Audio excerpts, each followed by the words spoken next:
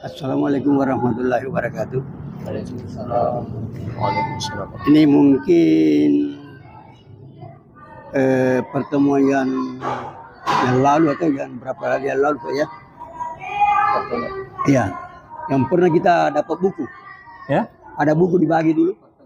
Oh ya? Ya. Ini anunya Pak, itu yang bagaimana sebenarnya itu hukumnya. Ada kan kita ini melaksanakan seperti kenduri, ada sebaca kenduri. Dulu kan waktu zaman Nabi tidak ada dikatakan kenduri. Tapi kita laksanakan itu, dilaksanakan itu kenduri. Nah, itu hukumnya itu bagaimana karena waktu zaman Nabi itu tidak ada. Ya. Iya. Nah, itu yang anunya Ustaz. Itu bagaimana anunya itu, hukumnya itu orang melaksanakan kenduri. Nah, sedangkan waktu zaman Nabi itu tidak ada seperti itu. Ya. Iya. Sama dengan seperti Maulid. Hampir sama dengan Maulid itu. Ya. Zaman Nabi tidak seperti itu diadakan. Iya, terima kasih itu saja Ustaz. Iya. Terima kasih. Kenduri. Kenduri apa ya? Kenduri.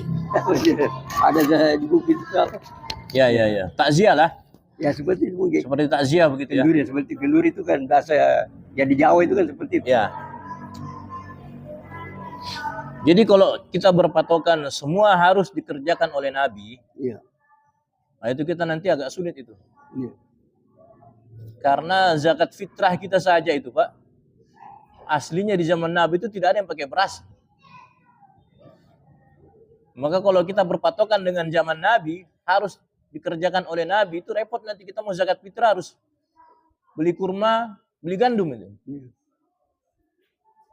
Jadi perkara-perkara yang tidak ada di zaman Nabi, jadi kemarin itu kita di hadis yang sebelumnya dibahas, itu kan berurusan dengan perkara baru atau bid'ah biasanya orang bilang. Iya.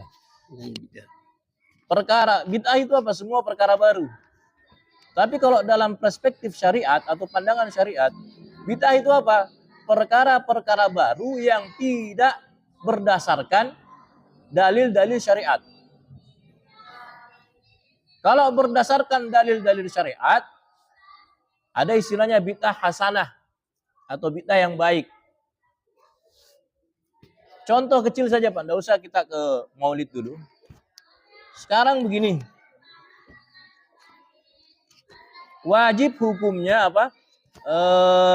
Mencari ilmu Pak ya, menuntut ilmu itu wajib. Terus bagaimana caranya sekarang menuntut ilmu? Paling tidak kalau tidak ke pesantren, ke kampus. Di zaman Nabi ada kampus tidak? Di zaman Nabi ada pesantren apa tidak? Kan itu masalahnya Pak. Dan lain-lain banyak lagi contohnya nanti. Nanti itu akan ini. Jadi ada perkara baru itu Pak. Di hadapan Nabi itu dikerjakan.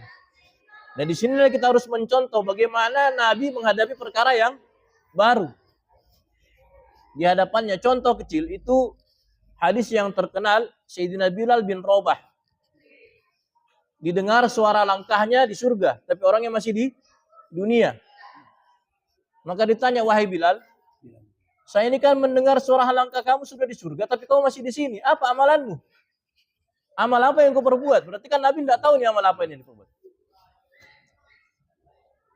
Maka Sayyidina berkata, ya Rasulullah, saya tidak ada amalan lain kecuali kalau saya ini batal wuduku, saya berwudu, kemudian sholat 2 rakaat, batal wudu sholat 2 rakaat, batal wudu sholat 2 rakaat.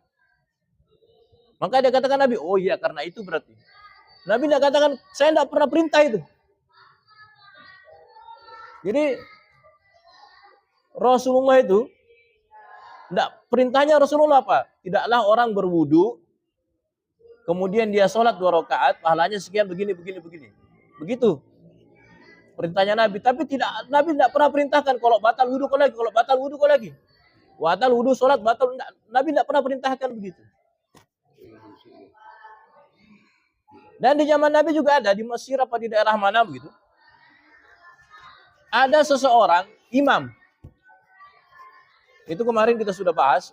Setiap dia mulai, pasti dia baca surat Al-Ikhlas.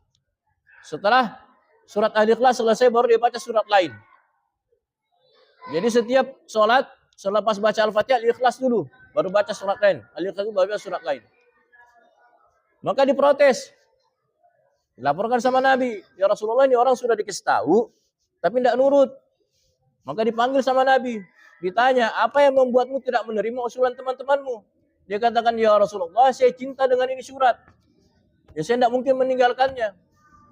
Oh, dia bilang, kecintaanmu terhadap surat itu akan membuat kamu masuk surga, kata Rasulullah. Rasulullah tidak katakan, bid'ah kamu itu. Saya tidak pernah perintah itu, tidak.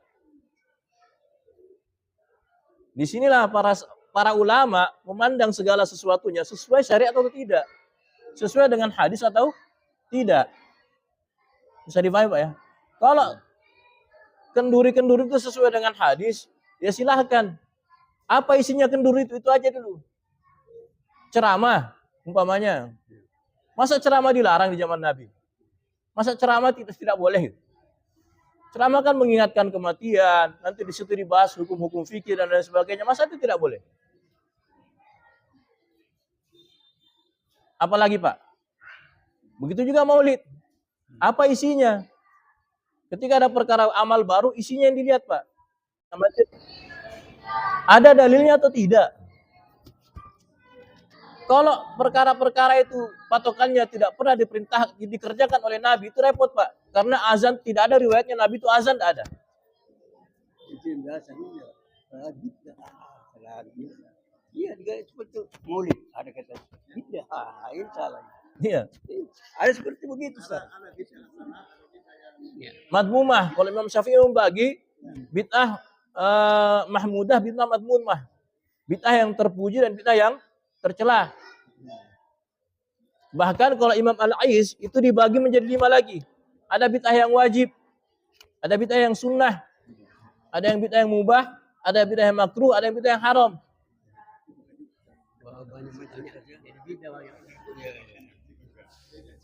Ya.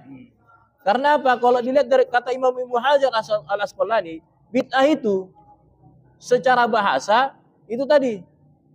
Ini kemarin hadisnya dibahas, man ahdatsa fi amrina ma laysa minhu fa huwa raddun.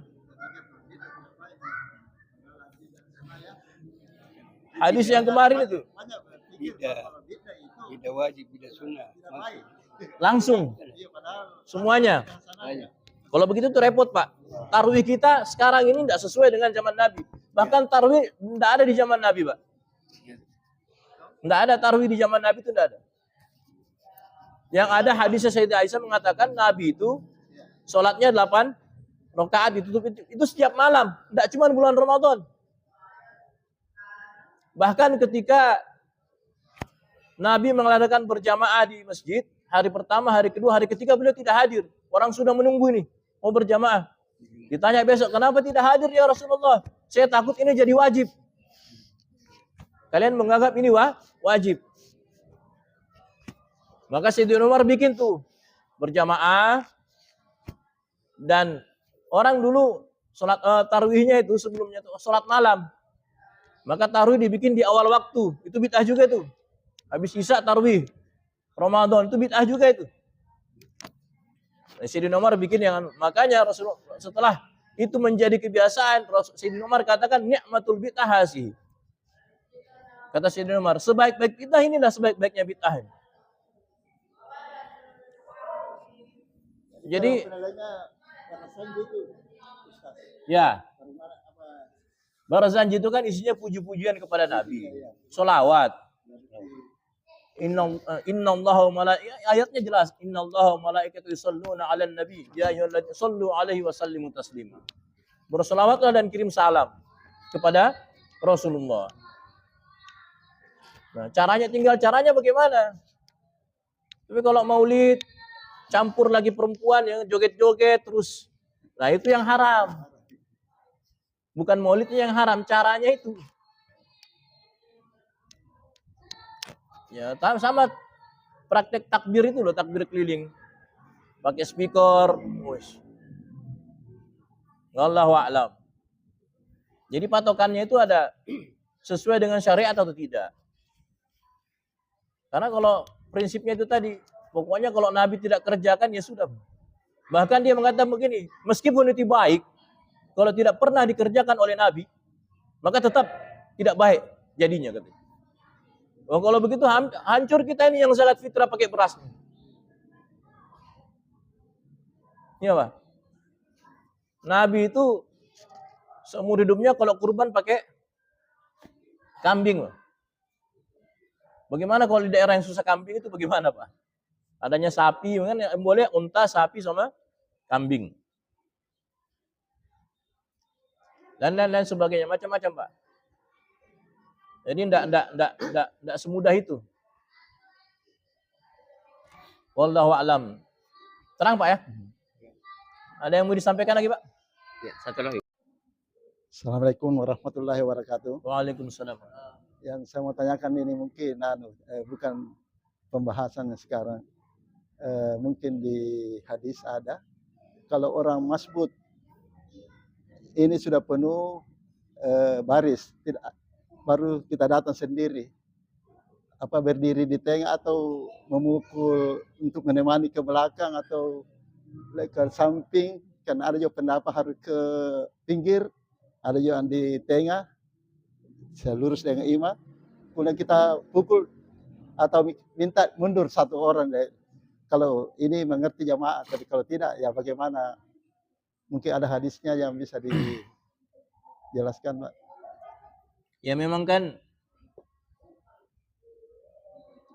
mestinya kita minta satu mundur untuk menemani. Ya. Tapi kan tidak semua paham, Pak. Ya. Tapi Ya. soft itu ketika mau dimulai dari tengah. Tengah. Jadi langsung ke tengah saja. Dengan harapan nanti mungkin ada lagi yang Mas. terlambat itu. Tengah, Pak. Ya, ada juga berpendapat di pinggir ya, di pinggir Ya. sana. Dia harus lari ke pinggir.